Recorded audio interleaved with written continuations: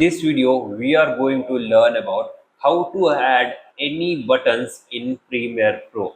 Let's say I want ruler and guides in this video, but I don't see any button of rulers and guides. As you can see, there is export frame, extract, lift. There are so many buttons, but I don't see any rulers and guides button.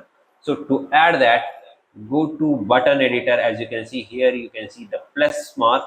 Click that and you can see there are so many buttons. Let's say mark in, mark out, rulers, guides.